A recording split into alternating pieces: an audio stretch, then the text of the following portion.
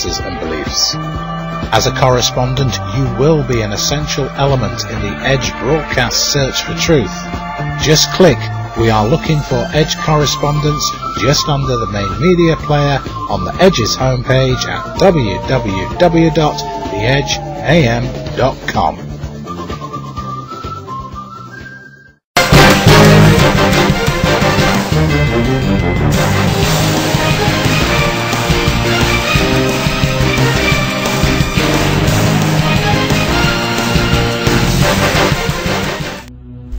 Welcome back, you're listening to and watching Edge Thursday Reports, coming to you from the Edge's UK studio, and my name is Andy Radford.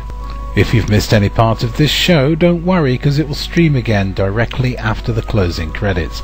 If you haven't got time for that, the archives will be posted tomorrow, that is on Friday. That will be the video archive and the audio archives. And like all material produced by the Edge radio and television broadcast, it is free for you to share and disseminate to your friends and colleagues. There is no copyright involved. But we would like you to mention EBN and the Edge radio and television broadcast, and if you have a website, just put a link to us on that. Coming up now, Edge correspondent Gina Romano talks to Don Friedman. Don Friedman is a victim of organised stalking and electromagnetic weaponry harassment. Although there are many opinions on who the perpetrators are behind the organised stalking, Don focuses strictly on the Secret Service.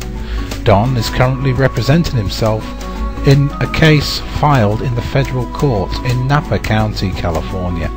Don has written to forensic consultants for help in uncovering the illegal activity of the Secret Service.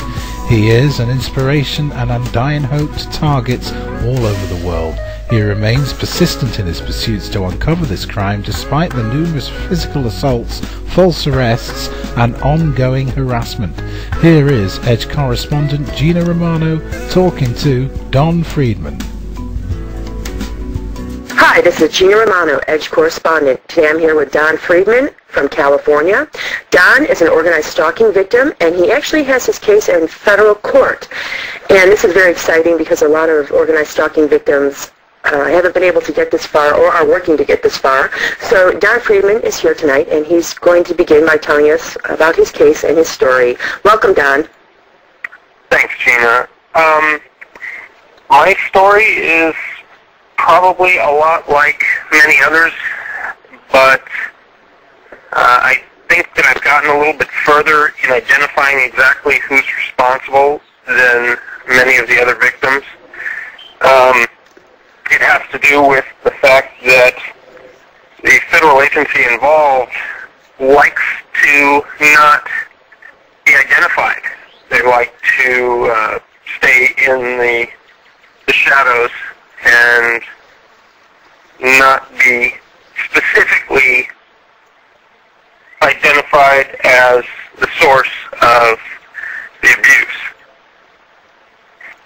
The agency I'm referring to is the U.S. Secret Service, and at least in my case, all of the technologies that are being used on me are ones that are specifically designed and created for the purpose of presidential protection.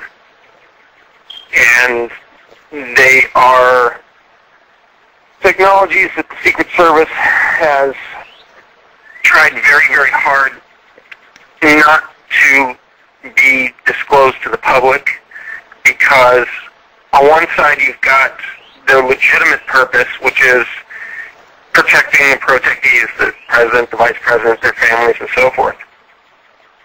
But on the other hand, when they're being abused, that shroud of secrecy is very useful to the abusers, because the honest agents won't disclose the agency's use or misuse of the technologies to anyone, because if everyone knows how the technologies work or that the Secret Service is using them, the agency is afraid that that information will be used to overcome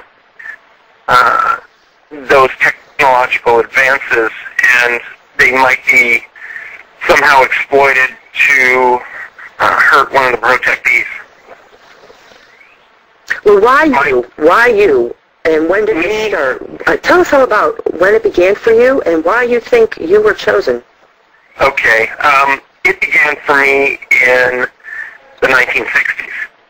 And I was not consciously aware of the abuse back then, but I did feel the effects of it. I was selected because my biological father was in the U.S. Army back in the 50s, and he was an unwilling and unknowing participant in some of the MK Ultra testing. Hypnosis was used on him without his consent or knowledge when he was in the service, prior to him being shipped to Korea. And once he arrived in Korea, the hypnosis that was used on him here manifested itself in such a way that it got him captured by the communist North Koreans. He spent 2 years in a communist POW camp before going through a very difficult point in his life where he had to cut the throat of a 9-year-old Korean boy who had been keeping him alive with extra food rations in order to escape. The Secret Service, after John F. Kennedy was assassinated, received the authority by Congress and by the administration that took his place to have access to all of the Department of Defense research and technologies and all of that stuff.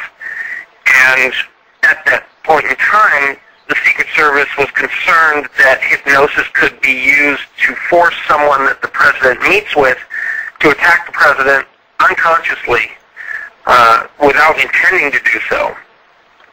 And some of the technologies that the CIA or the other intelligence agencies had been working on could have been used for that purpose if someone had really wanted to. The anonymous delivery of hypnosis is accomplished with the V2K or microwave auditory effect technologies. And basically that leaves no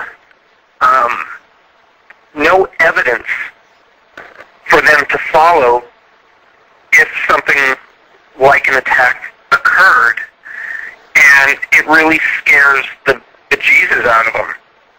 They're very, I don't know, they get held responsible for anything that happens in the way of an attack because people expect them to stop those things all the time, every time, without fail. But that technology makes it impossible for them to do that. Well, it's very covert. It's very high-level intelligence weapons that are being used, and they leave no trace. Exactly, and that's one of the things about the Secret Service is they are a negative publicity-averse agency, and really they're a publicity-averse agency, period. They don't want to have any attention drawn to them at all. They prefer to sit in the shadows and never be noticed. There was a really, really good book written by a guy by the name of Dr. Philip Melanson. And the title of the book is The Secret Service, The Hidden History of an Enigmatic Agency. And it's about $12 from Amazon. And it really does an enormously good job of exposing what their motives are, what their methods are. And it actually, in Chapter 9, mentions that the U.S. Secret Service began to